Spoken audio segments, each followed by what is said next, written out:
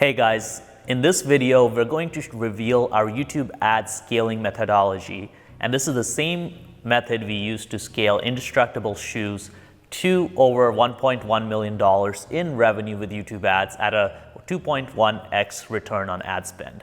Now, before we get into this video, I want to reveal the winner of our last YouTube ads course giveaway. Now, this is our Linx Expert YouTube Ads course, which is valued at over $5,000. Our students are getting amazing results, like Mike, who made over 1.5 million with the course.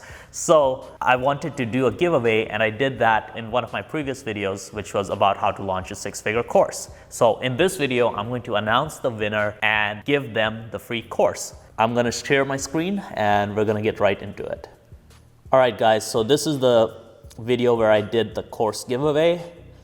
And yeah, so basically tons of comments in here, and I've put that URL into here. I will pick a random comment. Let's see who wins. There we go, Dennis. So Dennis won. He also has a great comment.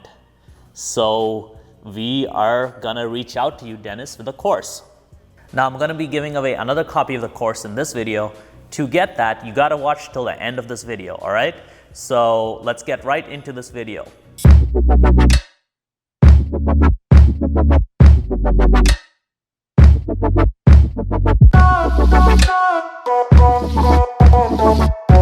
Now guys, in this video, I'm going to show you how we launch and scale YouTube ad campaigns for e-commerce brands. Now the first step is you gotta run the diagnostics and figure out if your product will work with YouTube ads. So during the first phase, you gotta look at your funnels, your numbers, and your business to see if there's going to be a good fit with YouTube. And if there's not a current good fit, then you got to think about how you could perhaps change things around so that YouTube would actually make sense. In general, these are kind of some of the criteria we're looking for when we take on clients for e-commerce with YouTube ads. So the first is we want a high acceptable cost per purchase. You should be able to afford at least $40 per purchase. That usually means an AOV in the $60 to $100 range, or you may have a lower AOV, but so you have some sort of back-end or subscription product that allows you to not be that profitable on the front end, but still acquire customers at above $40 or more. And you also want a high conversion rate on your store. Typically, whatever page we send traffic to, we want to be aiming for around 3% conversion rate. And the last piece of this is you need to be able to pay usually $1 to $1.50 per click and still be profitable. So if you are used to getting 30-cent clicks and you can only make the numbers work with like super cheap clicks, YouTube's not the platform for you. We usually see, with some accounts, the clicks might be like 80 cents.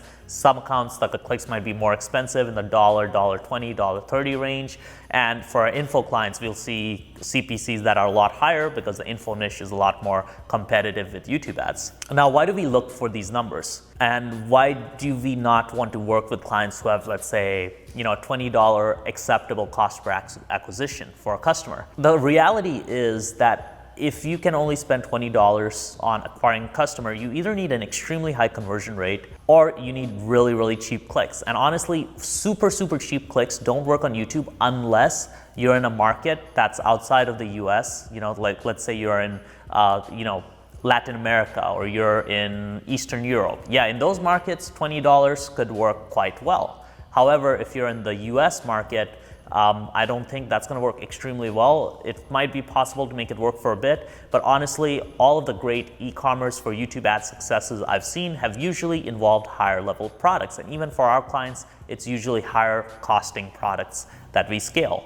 Now, if you don't fit those requirements, don't despair. You can still make YouTube work, but you got to change some things around. Even if your current offer is lower priced, you can try building a bundle or some sort of special offer that is higher priced. Or if you have a subscription offer and your customer lifetime value, perhaps you don't need to make a profit on the front end to scale. Or maybe you can do like a 3-month subscription offer where they pay upfront. So there's multiple ways to skin a cat. The main thing is you want to get that initial order value up so you can spend more to acquire the initial customer. Now, if your conversion rates are lower, you can run, split tests on your landing pages. You can try out advertorials. There are a lot of things you can do to get your conversion rate to a higher level. Getting to 3% is quite reasonable. Now, obviously, if your product is very expensive, you will get a lower conversion rate, and that's okay because the price makes up for that. But those are just general numbers. I have a couple other things as well that I want to suggest. Number one is I recommend products or stores that are focused on one or two products. If you have a store with like 50 million products, YouTube is a lot tougher to make work because you have to create unique creatives for each product. So usually one or two product e-com brands are the best. The more focused you are, the better it is. Usually, if you have one core product that you can focus on, that's perfect, right? And then you have a bunch of upsell slash accessories. But if you're reliant on 50 different products and they all sell the same, it's going to be tough because you need 50 creatives to be able to test all of them, right? So it's going to be much more difficult. So the second part of this is now that you've verified that YouTube is a potential good fit, is you got to script and produce high converting video ads. So YouTube is 80% creative and 20% everything else. Creative is king with YouTube. One great video ad could make you millions or tens of millions of dollars in your business, especially with e-com brands. And that's why it's important to place a lot of effort into creative. There's a certain formula that works on YouTube, right? You need to be able to grab attention, show them a product works, demonstrate social proof, as well as have a very clear call to action. Preferably, you can also make them laugh and feel other strong emotions. Now, what's really important is what works on Facebook usually doesn't work on YouTube. That's because on Facebook, you'll have very simple creatives that work well, while on YouTube, you actually need proper production and it needs to look good. While on Facebook, it could look like trash, but still work, because on Facebook, people are really they're scrolling through the news feed, they're looking at text, they're looking at images. There's not that expectation of high quality production. So good creative is part art and part science. The art part is more intangible, right? That relates to creativity and coming up with unique ideas and unique hooks. It's what makes your ad connect with the viewer, and this is where finding really good creative production people is really important. Finding a great creative coordinator or creative director is really important. At our agency, for example, we have a creative coordinator, we have copywriters, so we have a lot of creative people who come up with ideas to make YouTube ads work. Now, how do you consistently build YouTube ads that will work? The answer is having the right system for it, right? You need to have a team or an agency that has a team that can dedicate themselves to churning out creatives and testing variations and coming up with the scripts and doing the whole creative process. So for example, for us, we have a creative coordinator. He basically coordinates with video editors, production agencies, with the account managers and the client to make sure that creative gets delivered on a consistent basis and the creative is of high quality and it's interesting. Basically, the creative coordinator is responsible for managing the whole production and post-production process. And beyond that, we have a video team that edits these ads and can create different variations and different remixes of these ads, so we have different things to test with them. And then also we have copywriters who write video ads according to kind of our internal formulas that we have.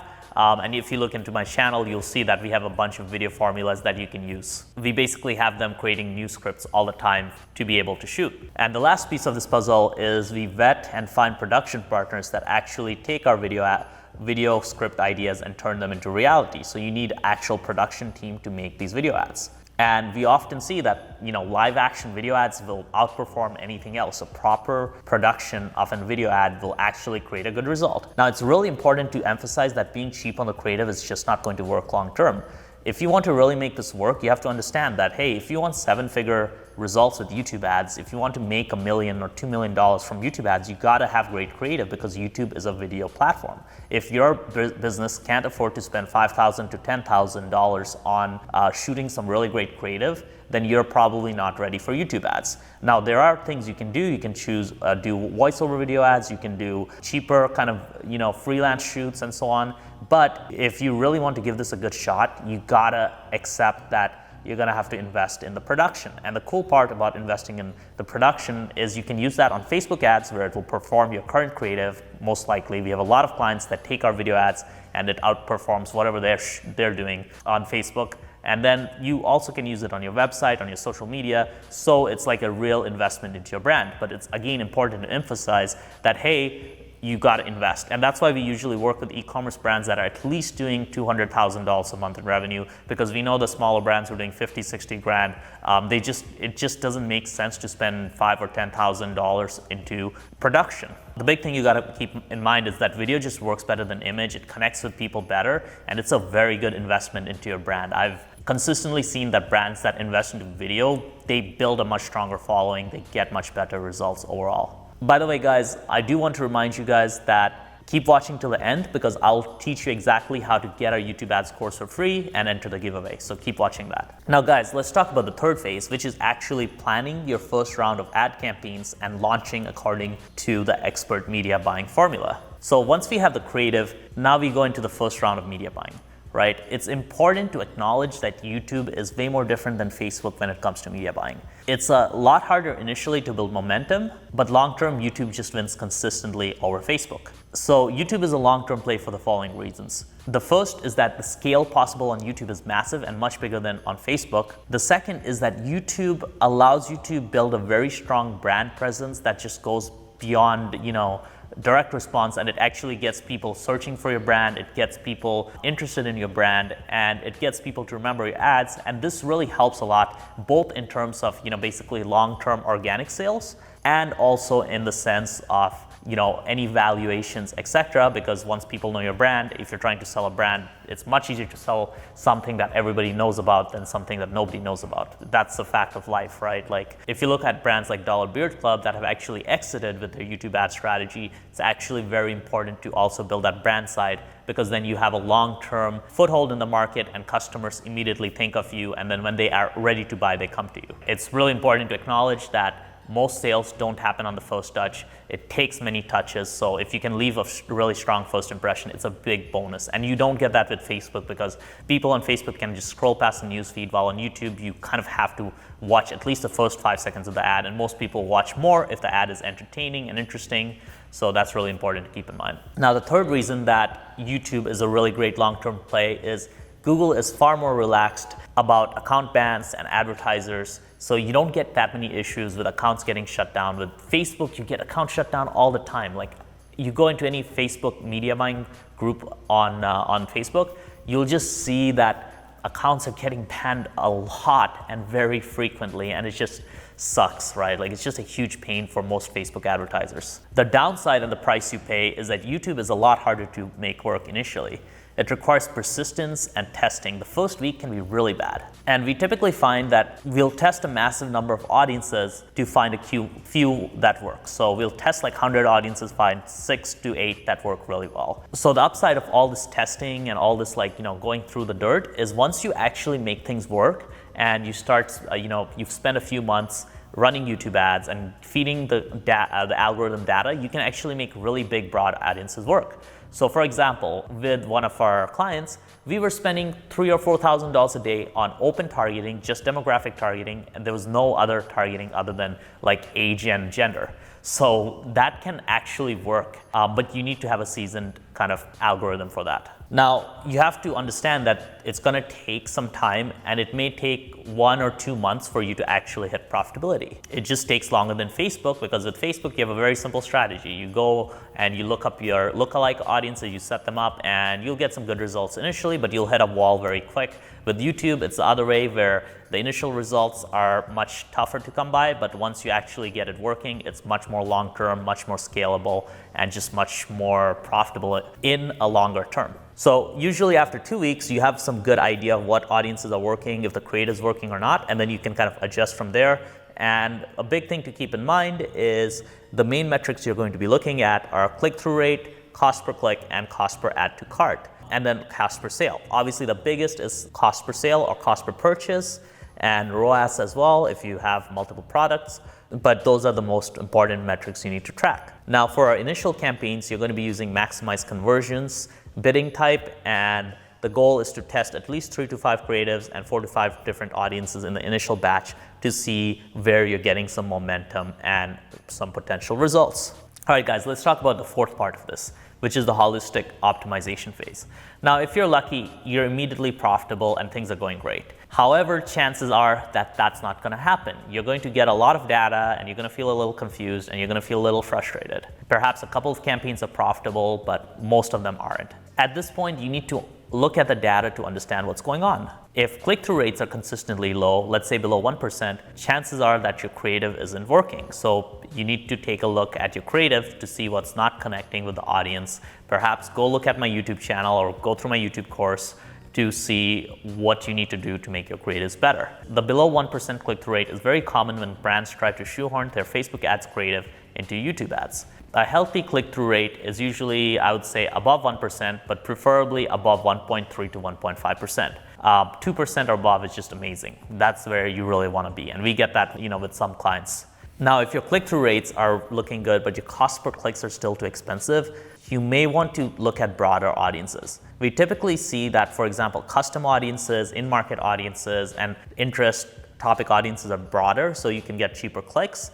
Sometimes if you try to go for very niche audiences, the clicks can be prohibitively expensive. Now, on the other hand, if you've tested a lot of different types of audiences, your click-through rate is great, you may need a different strategy on the landing page side, right? It might be a conversion rate. So you may want to try an advertorial, you may want to try a ClickFunnels style funnel page. The main thing is to try different things to see what kind of works and doesn't work. As I mentioned, for YouTube, a good landing page conversion rate for your e-com store is 3%, and it's doable. You just need to try different things to get to that. Now, keep in mind that the same landing page may have different performance with Facebook ads as compared to YouTube ads.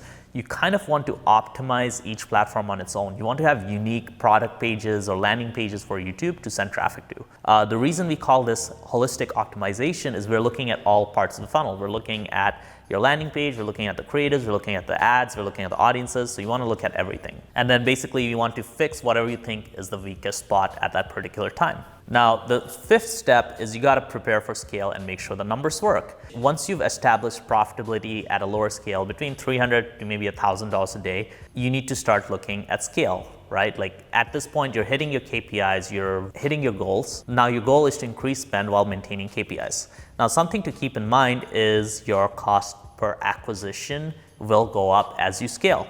This is a fact of life. Sometimes you get away with it, but the more you spend, typically the more you run into the bigger advertisers who are more aggressive and who bid more.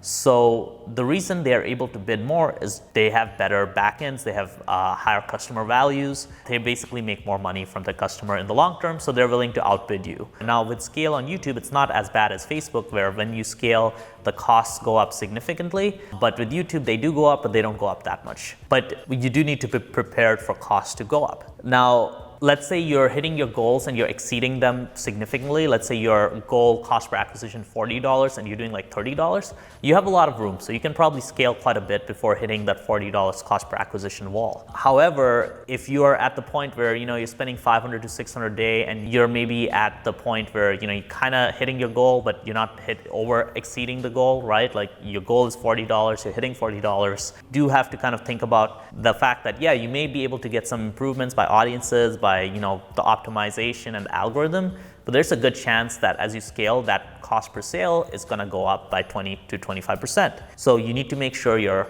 email marketing is set up properly to squeeze every dollar you can out of each customer. You want to make sure your cross-sells are set up, you want to make sure upsells are set up, and you want to really focus on optimizing your funnel to make sure you increase conversion rates. Once you do that, and once you have a good game plan and you know that, okay, as you scale, you're going to do all these improvements to your funnel to keep driving down that cost per sale, because you have these two factors. You're scaling, so you're running into more competition, so your costs are going to go up, but then you're also optimizing, so it should balance out. And this is how we treat our own marketing funnels. So for example, we run an info product offer where we spend $3,000 a day, and as we are scaling, we're optimizing different things in the funnel because we know the costs go up. We know the cost per lead is going up, so we're doing more things to kind of reduce the cost by improving our funnel to combat the increased costs as we just spend more. So it's really important to understand this and not expect that you can just scale your ads without doing anything else and it will just work out magically, right? It's like a two-front game here.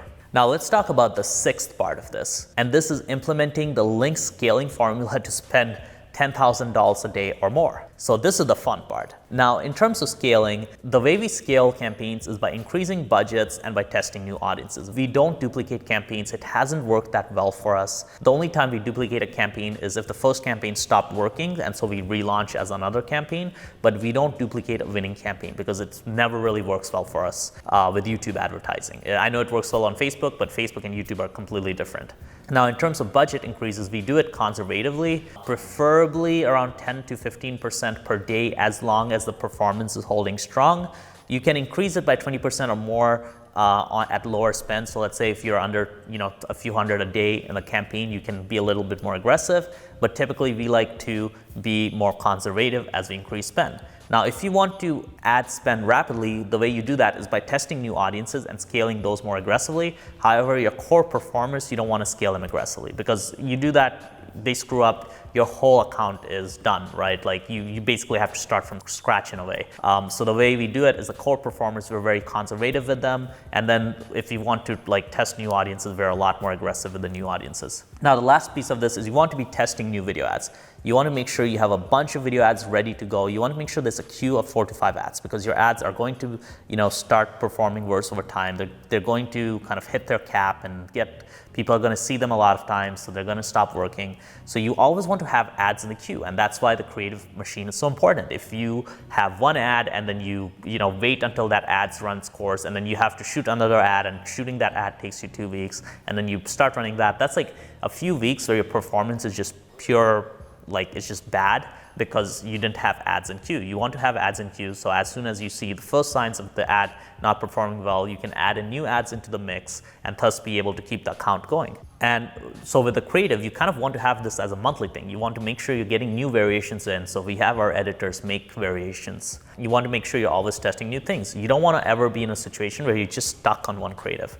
Now, the other thing I want to mention about scaling is you need to test broader audiences. So custom audiences, affinity audiences, in-market, even open targeting. You really want to be testing new audiences that are much broader. And that's kind of how you're going to be able to start scaling your ad account. Now, hopefully this process was useful. This is the same process we used to scale Indestructible Shoes to 25K a day with this whole 6-step process. And the biggest key to success in that situation was the client was just willing to test new creatives. They weren't scared of putting in a little bit of money into actually doing proper live action production, which is why everybody's like, hey, you guys worked with Indestructible Shoes. I loved her ad, right? Like it's because the ad's actually good. That's the big thing. The ad has to be good, and you can't do that by just, using slides or some really cheap like raw footage, right? You got to actually put some effort into it. So guys, hopefully this video helped out. Now, if you want to win the Linx YouTube Ads course, I want you to comment below with the biggest takeaway you got from this video. Like, give me a good